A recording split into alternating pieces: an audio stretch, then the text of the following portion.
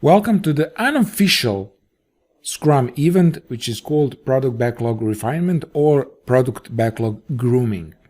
Upon completion, you will have a basic understanding of what Product Backlog Refinement is. You will know how much time to dedicate to this event, and how to break large stories into small, and how to conduct this meeting. Now let's get started. Product Backlog Refinement is the act of adding detail, estimates, and order to items in the product backlog. It is considered as the fifth unofficial meeting of Scrum. Some Scrum practitioners use the term backlog grooming or PBR.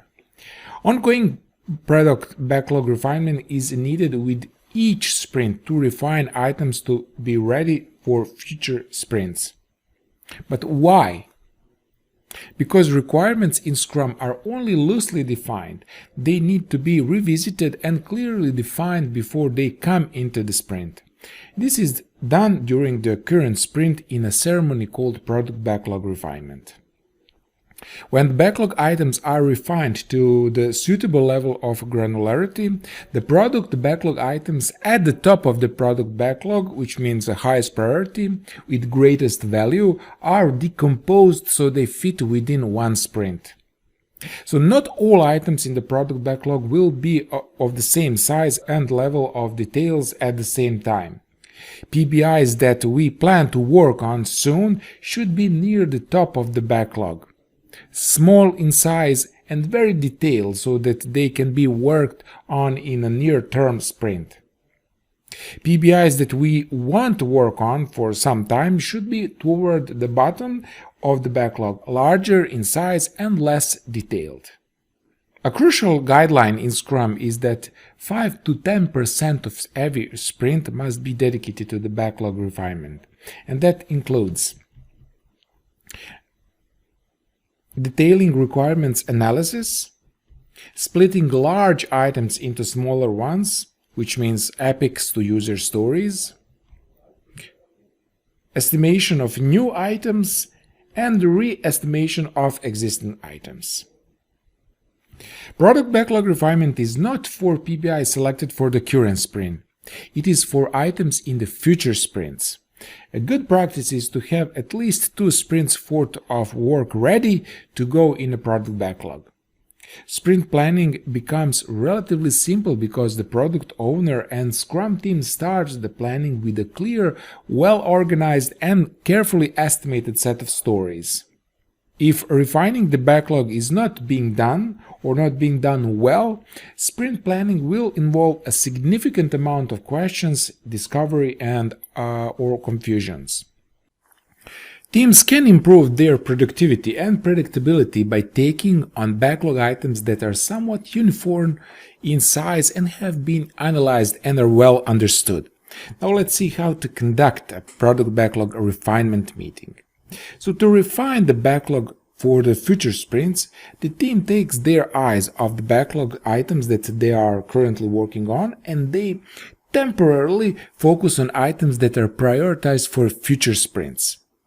While this seems to run counter to the Scrum process and team focus, it is necessarily as an investment in the future productivity. So the actual refinement process entails taking back items and breaking them down, conducting sufficient analysis on the items, estimating them, developing specification by example for each item, and creating acceptance criteria. The team takes the lead for backlog refinement and includes the product owner and other subject matter experts as needed.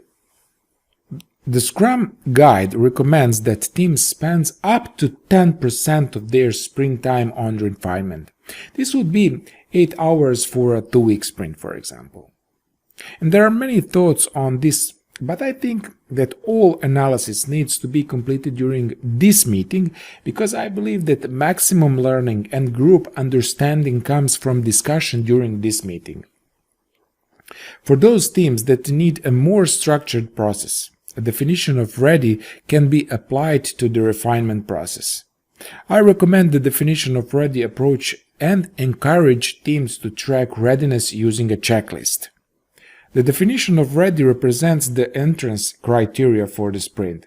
It is the list of criteria that an item needs to meet to be deemed ready to be taken into a sprint.